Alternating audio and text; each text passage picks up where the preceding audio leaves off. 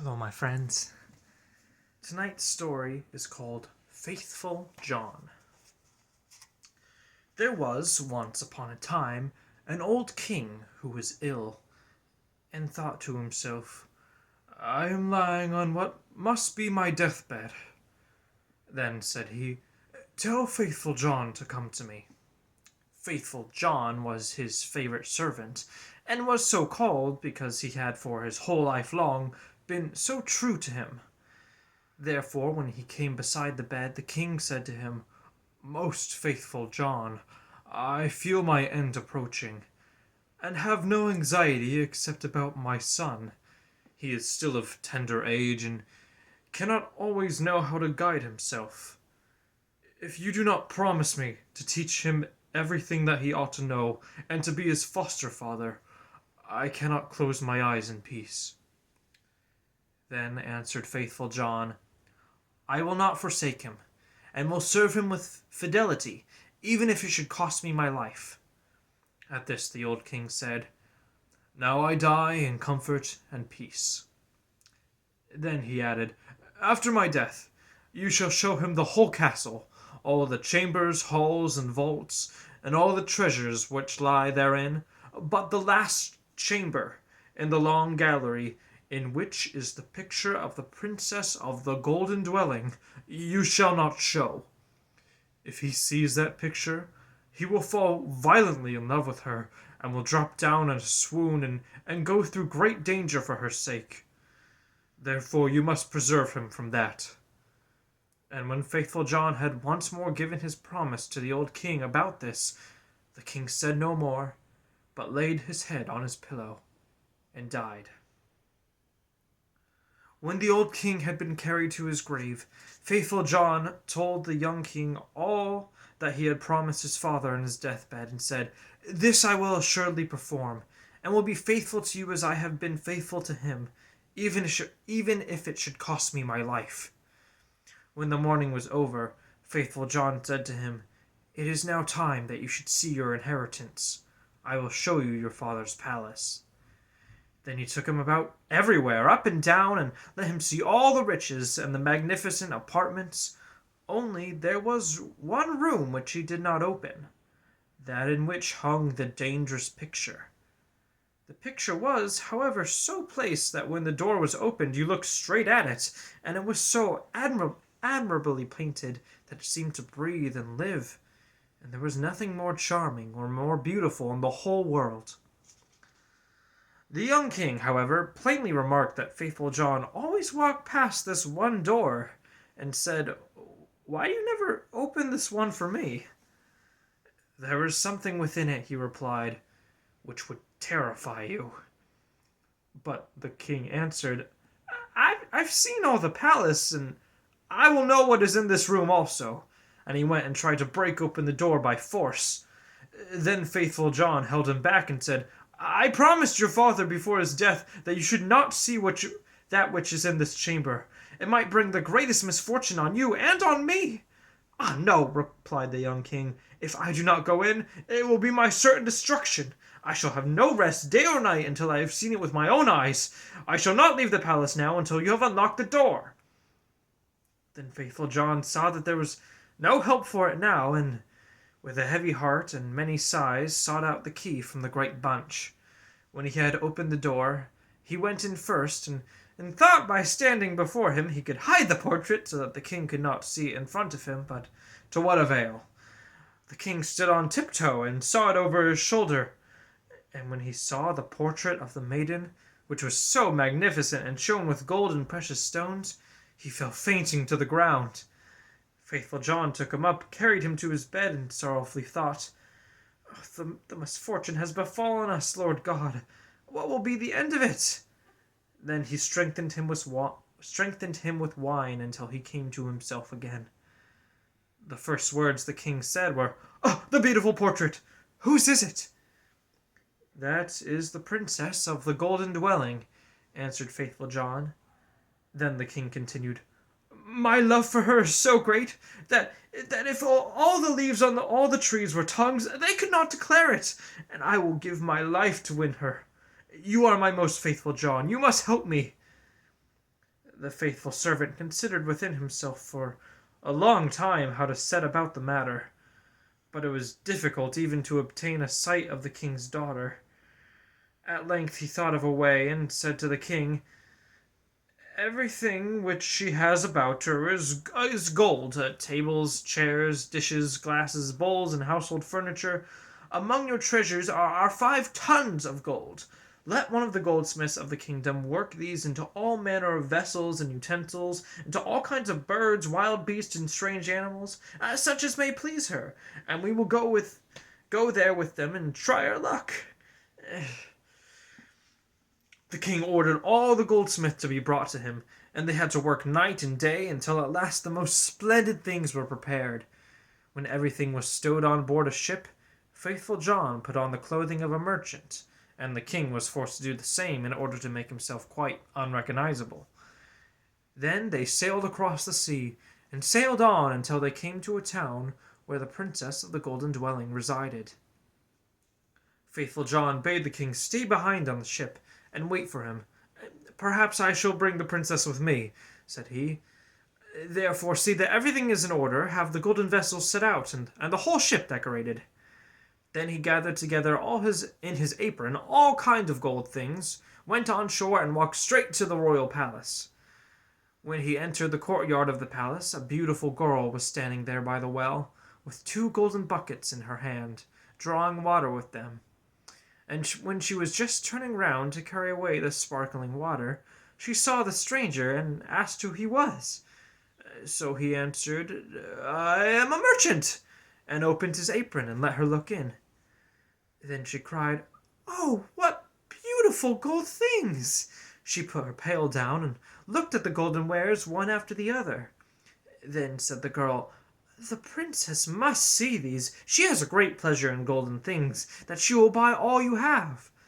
She took him by the hand and led him upstairs, for she was the waiting maid.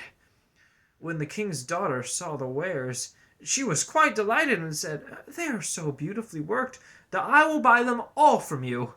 But faithful John said, "I am only the servant of a rich merchant. The things I have here are not to be compared with those that my master has in his ship. They are the most beautiful and valuable things that have ever been made in gold." She wanted to have everything brought to her there, but he said, "Now, there are so many of them that it would take a great many days to do that, and so many rooms would be required to exhibit them, that your house is not big enough."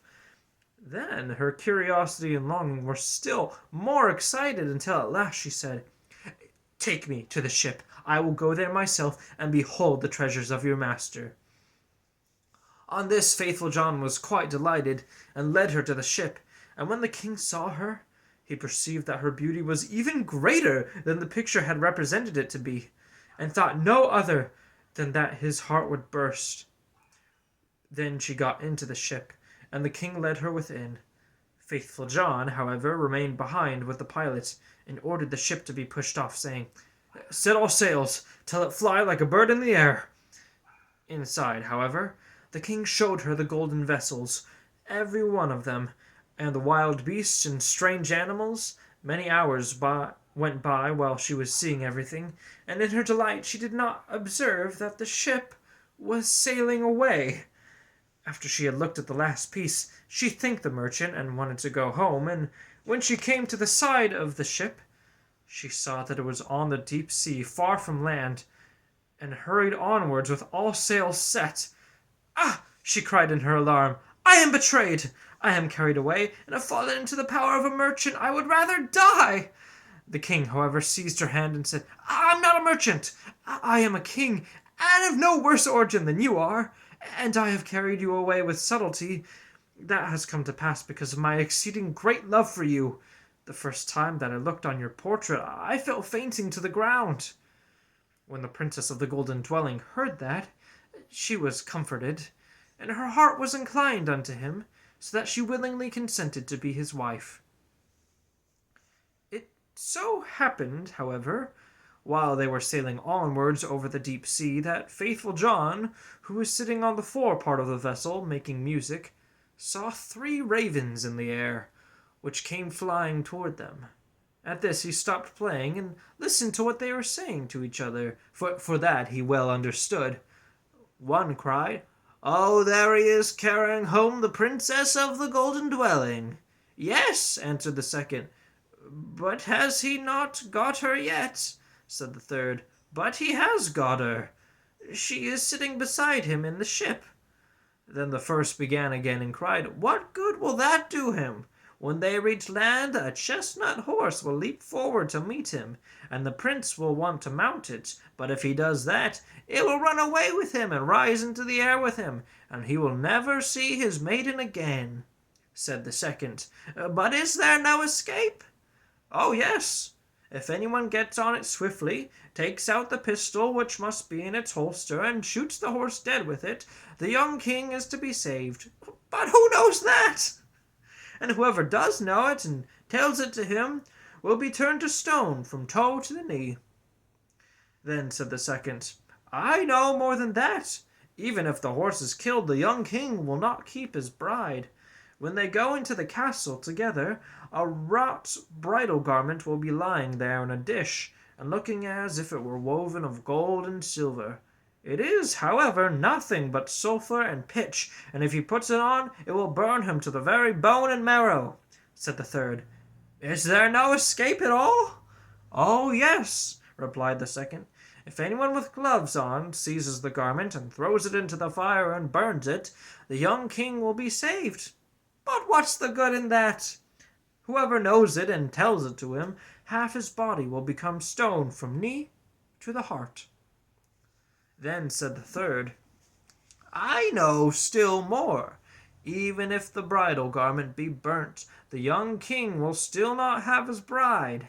After the wedding, when the dancing begins and the young queen is dancing, she will suddenly turn pale and drop down as if dead, and if someone does not lift her up and suck 3 drops of blood from her right breast and spit them out again, she will die. But if anyone who knows that were to declare it, he would become stone from the crown of his head to the sole of his foot." When the ravens had spoken of this together, they flew onward, and faithful John had well understood everything. But from that time forth he became quiet and sad, for if he concealed what he had heard, his master would suffer, and if he revealed it to him, he himself must sacrifice his life. At length, however, he said to himself, "I will save my master, even if it brings destruction on myself." When therefore they came to shore, all happened as had been foretold by the ravens, and a magnificent chestnut horse sprang forward. "Good," said the king, "he shall carry me to my palace," and was about to mount it, when faithful John got before him, jumped quickly on it, drew the pistol out of the holster, and shot the horse.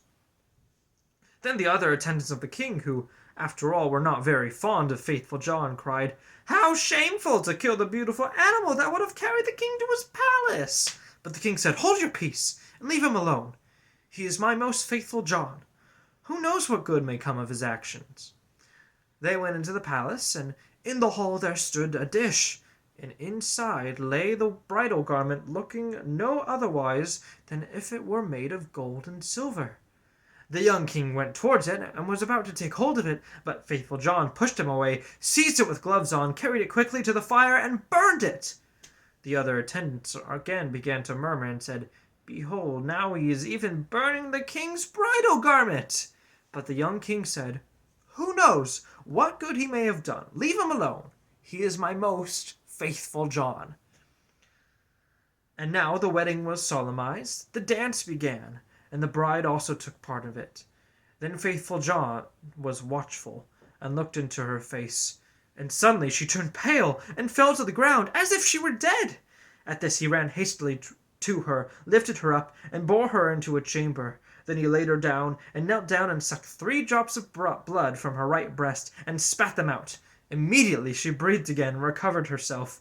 But the young king had seen this, and being ignorant why faithful John had done this, was angry with him, and cried, "Throw him into the dungeon."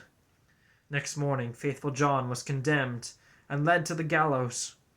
And when he stood on high, and was about to be executed, he said, "Everyone who has to die is permitted to make his end one last speech. May I too claim the right?" "Yes," answered the king, "it shall be granted." Then said faithful John, "I am unjustly condemned, and have always been true to you." And he related how he hearkened the conversation of the ravens when at sea, and how he had been obliged to do all these things in order to save his master. Then cried the king, "Oh, my most faithful John! Pardon, pardon, bring him down!" But as faithful John spoke the last word, he had fallen down lifeless and become a stone. At this the king and the queen suffered great anguish, and the king said, "Ah, how ill I have requited great fidelity!" and ordered the stone figure to be taken up and placed in his bedroom beside his bed. And as often as he looked at it, he wept and said, "If I could bring you to life again, my most faithful John." Some time passed, and the queen bore twins, two sons who grew fast and were her delight. Once, when the queen was at church and the two children were sitting playing beside their father, the latter, full of grief again, looked at the stone figure, sighed, and said, "Ah, if I could but bring you to life again, my most faithful John." Then the stone began to speak and said, "You can bring me to life again, if you will sacrifice what is dearest to you." Then cried the king, "I will give everything I have in the world for you." The stone continued, "If you cut off the heads of your two children with your own hand, and sprinkle me with their blood, I shall be restored to life." The king was terrified when he heard that he himself must kill his dearest children. But he thought of faithful John's great fidelity, and how he had died for him, drew his sword, and with his own hand cut off the children's head. And when he had smeared the stone with their blood, life returned to it, and faithful John stood once more safe and healthy before him. He said to the king, "Your fidelity shall not go unrewarded," and took the heads of the children, put them on again, and rubbed the wounds with their blood, at which they became whole again immediately, and jumped about and went on playing as if nothing had happened. Then the king was full of joy, and when he saw the queen was coming, he hid faithful John and the two children in a great cupboard. When she entered, he said to her, "Have you been praying in the church?" "Yes," answered she, "but I have constantly been thinking of faithful John, and what misfortune has befallen him through us." Then he said, "Dear wife, we can give him life again, but it will cost us our two little sons whom we must sacrifice." The queen turned pale. Her heart was full of terror, but she said, "We owe it to him for his great fidelity." Then the queen rejoiced that she thought as he had thought, and went and opened the cupboard, and brought forth faithful John and the children, and said, "God be praised! He is saved, and we have our little sons again also." And he told her how everything had occurred. Then they dwelt together in much happiness until their death. The end.